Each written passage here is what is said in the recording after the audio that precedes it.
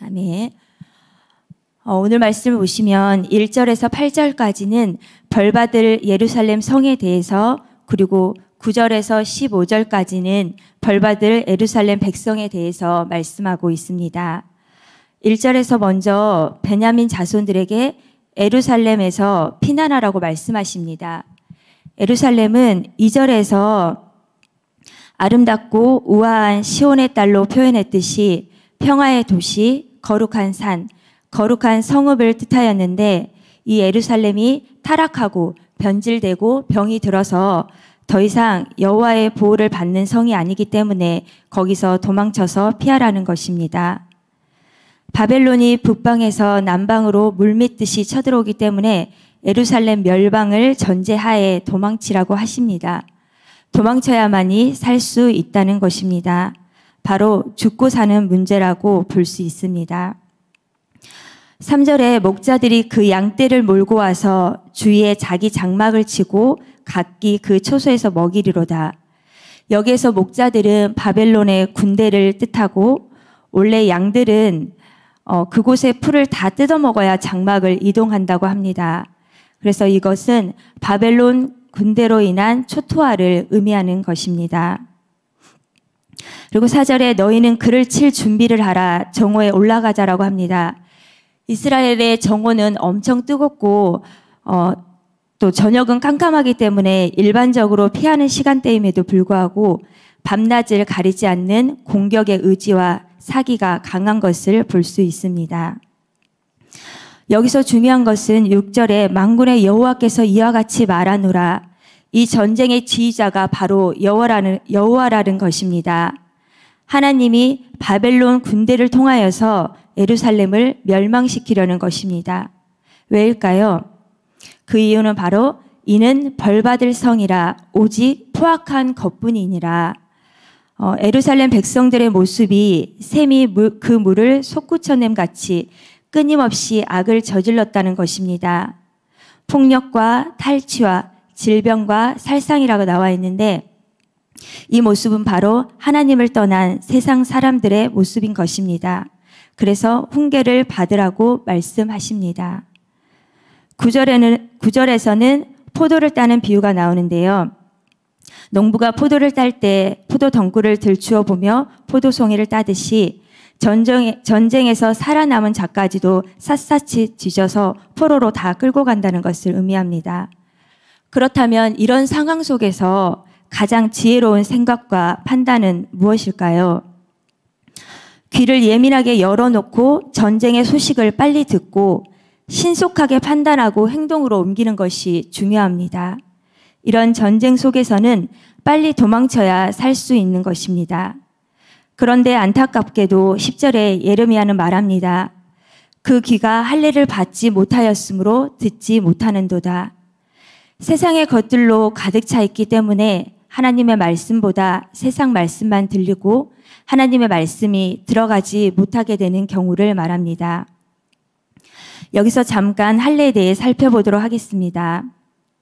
우리가 알다시피 원래 할례는 은밀하지만 죄악에 취약한 신체의 일부를 고통스럽게 잘라서 노출시키는 것으로 하나님 앞에 숨길 수 없음을 고백하는 뜻을 담고 있습니다. 유대인에게는 할례가 굉장히 중요한 의미를 담고 있는데, 구원받은 자인가 구원받지 못한 자인가, 선택받은 자인가 선택받지 못한 자인가, 이렇게 구별하는 것으로 할례받지 않았다는 것은 구별받지 못했음을 의미하고 가려져 있고 숨겨져 있음을 의미합니다. 우리는 하나님이 볼 수 있도록 모든 것이 노출되어 있어야 한다는 것입니다. 귀가 할례받지 않았다는 것은 하나님 말씀에 귀를 기울이지 않고 하나님 말씀을 업신여기며 자기가 듣고 싶은 말만 듣는 것을 의미합니다. 우리는 강단 메시지에 은혜 받으면 아멘 하지만 은혜 받지 못하면 나를 찔렀다고 하거나 시험에 들 때도 있습니다. 우리들의 상태를 점검해 보고 내가 듣고 싶은 이야기, 원하는 이야기만이 아니라 진짜 하나님의 말씀을 들을 수 있는 저와 여러분들이 되었으면 하는 바람입니다. 하나님은 우리에게 영적인 할례를 원하십니다. 거룩한 구별이 되길 원하시고 우리는 하나님 앞에서는 가리는 것 없이 노출되어 있어야 합니다. 우리의 눈이 할례를 받아 볼 것을 봐야 하고 귀가 할례를 받아 들어야 할 것을 들어야 하고 몸이 할례를 받아 행할 일을 행해야 할 것입니다. 그리할 때 우리를 통하여 하나님의 놀라우시고 크신 일을 행하실 것이라고 생각합니다.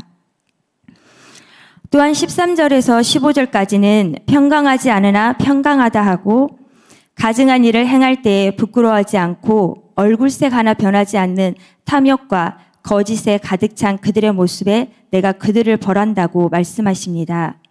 그래서 이스라엘 백성들을 심판하신다는 것입니다. 어제 목사님께서 5장 말씀을 정리하실 때 이스라엘의 3가지 죄를 말씀하셨는데요. 첫 번째, 여호와를 경외하지 않고 경외하자라고 권면하지 않은 죄. 두 번째, 악인이 많은 죄. 세 번째, 선지자, 제사장, 백성들의 타락성에 대해서 설명해 주셨습니다. 오늘 본문에서는 예루살렘이 멸망하는 구체적인 이유를 찾아보니 포악, 폭력, 탈취, 질병, 살상, 탐욕, 거짓이라는 죄가 언급이 되는 것을 볼 수 있었습니다. 이것은 바로 마귀의 속성으로 성령 충만할 때는 안 보였다가 성령 충만이 떨어질 때 나도 모르게 나타남을 발견하게 됩니다. 여러분이 보시기에 제가 많이 포악해 보이시나요? 근데 저의 포악성은 가정에서 많이 나타나는 것 같습니다. 저희 집에서 저한테 쌈딱이라고 표현을 하더라고요. 아들 둘을 키우면 목소리가 커질 수밖에 없고 특히나 사춘기 아들을 키우면 날마다 포악성이 나타나는 것 같습니다. 자녀들뿐만 아니라 남편에게도 가까운 가족이다 보니 편해서 온화하고 부드러운 말투보다는 감정대로 할 말을 다 하게 되고 저는 그냥 말을 했을 뿐인데 왜 자주 저한테 화를 내냐는 말을 곧잘 듣곤 하거든요. 최근에 남편이 말하는 것이 자꾸 거슬렸습니다. 교회에서 다른 분들과 이야기할 때도 그렇고 아이들에게도 필요 없는 소모적인 대화를 하는 모습을 보면서 몇 번이고 잘못된 점을 말해주고 싶었습니다. 그런데 이제 이야기한다고 알아들을까도 싶고 괜시리 싸움만 일어날까봐 제가 남편 입술에 재갈을 물려달라고 그렇게 기도를 하고 있었습니다. 그런데 그 시기에 제가 몸살 감기와 목 감기가 좀 심하게 걸려서 목소리가 아예 나오지 않는 거예요. 그래서 목소리가 안 나오니까 굉장히 이제 불편했었는데 제가 다시 목소리가 회복되기까지 거의 2주간이 걸렸거든요. 그래서 하나님께서 남편이 아닌 제 입술에 재갈을 물리셨던 거예요. 너나 잘하라고 말씀하시는 것 같았습니다. 그래서 이 무렵 남편의 영적 상태를 보고 판단 정죄하기 전에 나의 영적 수준을 높여야 된다는 강단의 말씀이 은혜가 되었습니다. 남편의 영적 수준을 보며 안절부절할 때도 많았지만 지금은 합력해서 선을 이루시는 섭리의 하나님을 바라보며 평안함을 느낍니다. 남편을 내 입맛에 맞게 바꾸려고 하니 안 바뀌는 모습에 자꾸 짜증이 나고 미움이 들어갔던 것 같습니다. 있는 그대로를 인정하고 이 환경 속에서 인내하며 내 수준을 높이며 섬길 때 또한 나의 믿음을 만들고 그릇을 만들어 복음의 사람이 될 때 나의 모습 속에 하나님을 보며 남편 또한 순종되며 성장하기를 간절히 원해봅니다. 또한 우리에게 이러한 마귀의 속성들이 많이 있음을 고백하며 날마다 성령 충만 받기를 힘쓰는 저와 여러분들이 되었으면 좋겠습니다. 한 가지 저의 삶 속에서 있었던 일을 잠깐 나누고 마칠 건데요. 저는 요즘 이제 아이들이 커가면서 어떻게 양육을 해야 하나 참 고민을 많이 하고 있습니다. 이제 그러던 중 2달 전쯤에 큰딸과 이야기를 하면서 저는 조금 큰 충격을 받았습니다. 제 큰딸은 21살인데요. 엄마한테 할 말이 있다면서 말을 꺼내는데 자기가 어려서 엄마 아빠가 싸운 것 때문에 너무 큰 상처를 받았다고 말을 하는 것이었습니다. 우리는 다들 한참 영적 싸움을 할 때가 있었을 것입니다. 물론 지금도 영적 싸움을 유지하고 있지만 저희 부부도 남편이 불신자였고 제가 복음 안에 들어오면서 핍박과 함께 수없이 싸웠던 것 같습니다. 그렇게 영적 싸움이 있었기에 남편이 3년 만에 하나님 자녀가 되었고 지금 온 가족 다 같이 복음 안에 있습니다.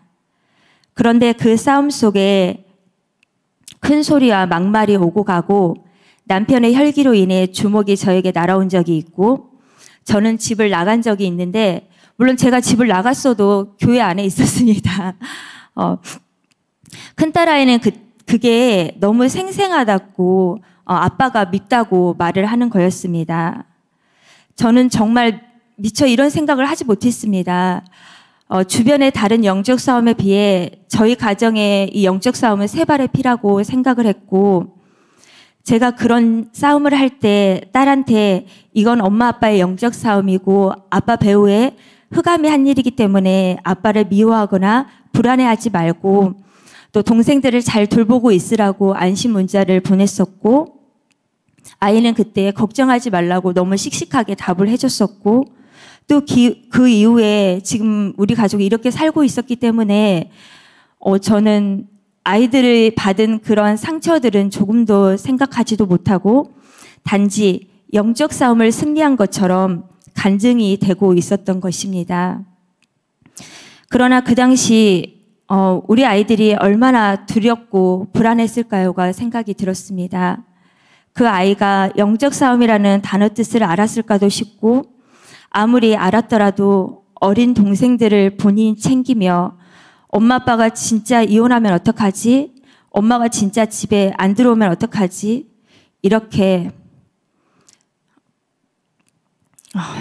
불안했을 아이들을 생각하니 제 가슴이 찢어지듯 아파왔습니다. 곰곰이 생각해보니 부부싸움 할 때 저는 약간 이런 말투로 그리고 남편은 말의 내용에 있어서 필터 없이 하고 싶은 대로 내뱉음으로써 상처를 줬던 것 같습니다. 저는 딸에게 너무나도 미안한 마음이 들었고 다시 한번 영적 싸움이었다는 것을 해석해주고 복음 안에 그런 영적 싸움이 있었기에 지금 우리 가족이 있음을 설명해 주었습니다. 100% 이해를 바라지는 않지만 그때 엄마 아빠도 어쩔 수 없었고 부족했었고 하나의 과정이었다고 이해를 부탁했습니다. 또한 과거의 상처 속에 묻혀 있으면 안 되고 복음을 듣고 올바르게 해석하여 스스로 그 상처 속에서 빠져나왔으면 좋겠다고 말을 해주었습니다. 요즘 저희 딸아이가 청년부 예배를 굉장히 사모하고 복음을 듣고 깨달아가고 있던 찰나인 터라 어느 정도 이해를 하는 듯 했습니다. 그리고 저랑 대화를 하니까 엄마의 마음을 조금 이해하고 그런 것들이 조금 납득이 된다고도 말을 했었습니다. 저는 이런 일들이 우리 가정뿐 아니라 다른 성도님들에게도 많이 있을 것 같아서 이렇게 말씀을 드립니다. 저희 딸아이가 그러더라고요. 너무 아이들, 그 친구들 사이에서 이야기를 하다 보면 다 이렇게 눈물바다가 된대요. 그런데 그 원인이 다 엄마와 아빠와 너무 막혀 있고 대화가 잘 통하지 않고 가정마다 그 속에서 너무 아이들이 상처가 있어서 이제 저한테 그런 자세한 내용들을 말하지는 않았지만 이제 아이들이 모여서 깊은 이야기를 나눌 때 너무나도 많은 이렇게 눈물을 흘린다고 그런 것들을 표현을 하더라고요. 그래서 우리는 각자 다른 색깔의 영적 싸움을 하면서 내 문제 하나 해결하기도 벅차서 아이들의 마음까지는 돌보지 못했던 것 같습니다. 부부 사이의 치열한 영적 싸움의 피해자가 아이들이 되었던 것 같은데 부모님과 아이들과의 해결해야 할 문제이면서도 저는 중고등부, 청년부, 사역자들의 중요성 또한 부탁드리고 싶습니다.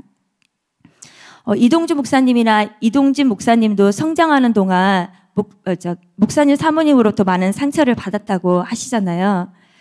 그런데 계속 복음 안에 있으니 그 상처가 해석이 되었고 부모님의 상처 또한 이해되셨다는 말씀을 들으면서 우리 자녀들 또한 해석이 되고 자유함을 얻을 그날을 기대해 봅니다. 기도하고 마치겠습니다. 하나님 아버지 감사합니다.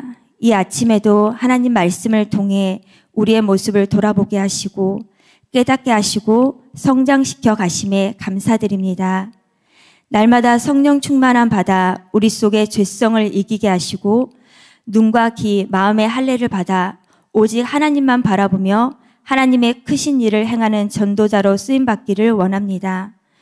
또한 나의 어떠한 문제와 상황 속에서도 믿음을 잃지 않고 성장되어 가기를 원합니다.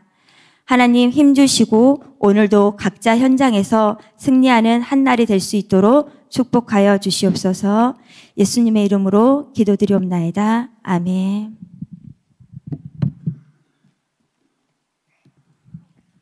예, 우리 권사님 가정을 위해서 기도해 주시고 또 우리 삼남매를 위해서 기도해 주시 바라고, 우리 중등부, 고등부, 청년부 사역이 굉장히 중요함을 알게 되죠. 그리고 교사들이 중요해요. 이제 소그룹으로 모여서 이렇게 멘토링을 할 수 있는, 상담할 수 있는 그런 교사를 양성하는 것이 굉장히 중요합니다. 여러분 기도 많이 해주시고, 그래서 우리 청년부는 이제 청년들이 사역하는 것이 아니라 결혼한 삶을 경험해 본 사람들이 좀 어른들이 좀 교사로 투입되니까 더 좋은 점이 많이 있습니다. 여러분 많은 작은 소그룹들, 멘토링 할 수 있는 목장들, 이것이 그 역할을 해줘요. 그래야만 깊이 다룰 수 있으니까 여러분이 기도하셔서 온전한 치유가 되고, 그리고 결국 보고만 했으면 다 되더라고. 보고만 했으면 치료받고 있어도 어떤 극단적으로 가지 말고 보고만 해만 다 있으면은 그 바운드리 안에서만 쳐주면은 하나님이 합력해서 하나님이 잘 깨닫게 해주시고 만들어가는 것을 보면서 우리는 그 보고만 해서 계속 품고 용서하고 격려해주면서 붙잡아야 된다는 거. 이것이 우리가 해야 할 일입니다. 기도하겠습니다. 살아계신 주님, 고맙고 감사합니다.